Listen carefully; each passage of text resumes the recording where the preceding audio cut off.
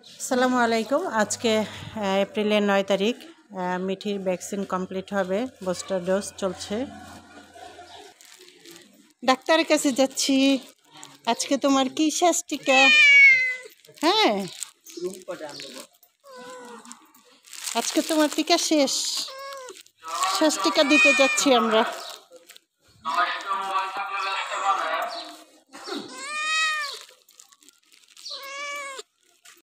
আমি আর মিঠি গল্প করতে করতে চলে আসলাম হসপিটালে। এটা পশুর হাসপাতাল। এখানে বিড়ালের স্প্রে করানো হয়, নিউটার করানো হয়, সব ধরনের চিকিৎসা দেওয়া হয় এখানে এই হসপিটালে। তো আমরা এখানে এখন হসপিটালের ভিতর ঢুকবো। এটা হচ্ছে ফার্মেসি, এখানে সব ধরনের ঔষধ পাওয়া যায়। আমরা হসপিটালের ভিতর প্রবেশ করলাম। আমি 4-5টা ভালো করে দেখে নিচ্ছি এখানে কোনো ফ্লোর রোগী আছে কিনা, কারণ এটা যেহেতু সংক্রামক ব্যাধি তাই সাবধানে থাকতে হবে। আমার মিঠিকে এখানে ভ্যাকসিনেশন করানো হবে। তো এখানে দেখতে পেলাম একজন আপু বিড়াল নিয়ে আসছে। ওর বিড়ালের ফ্লু হয়েছে, ডক্টরের সাথে কথা বলছেন। উনি চাচ্ছেন বাসায় রেখে ট্রিটমেন্ট করানোর জন্য। ডক্টর বলছেন না, এখানে রেখে ট্রিটমেন্ট করতে হবে।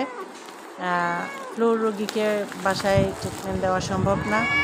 আপুর বিড়ালের স্যালাইন চলছে, যেটা আমার মিঠিরও চলছিল। আমার মিঠিরও ফ্লু হয়েছিল। তো এদিক দিয়ে আমার মিঠির ভ্যাকসিনেশনের কাজ চলছে। এখনই মিঠিকে ভ্যাকসিন দেওয়া হবে।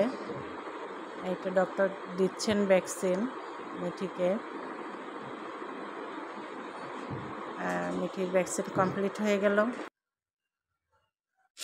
আমাদের ভ্যাকসিনের কাজ কমপ্লিট হয়ে গেছে। এখন আমরা বাসায় ফিরছি। বাসায় এসে মিঠি ক্লান্ত মনে হচ্ছে, একটু বসে আছে।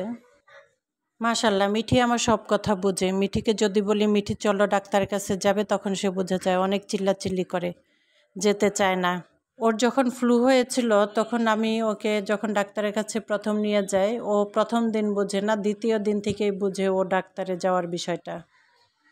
আমি মিঠিকে এখানে বারান্দায় পটির ব্যবস্থা করে দিয়েছি, ও এখানেই পটি করে।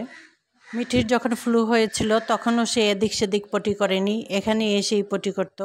ওর লাস্টে অবস্থা খুব খারাপ ছিল, আমি ওকে নিয়ে এসে এখানে বসাই দিলে ও পটি করে নিত। অসুস্থতার সময় মিঠি সোজা হয়ে দাঁড়াতে পারতো না, গাড় বাঁকা হয়ে গেছিল। আমি খুব কষ্ট পাইতাম এই বিষয়টা নিয়ে। আমি আর আপনার ভাইয়া নামাজ পড়ে মিঠির গায়ে দোয়া পড়ে ফু দিতাম। আলহামদুলিল্লাহ, আমার মিঠি এখন ভালো আছে। এখন মিঠি যেহেতু টিকা দিয়ে আসছে, ঘুমাবে, আর ডিস্টার্ব করব না।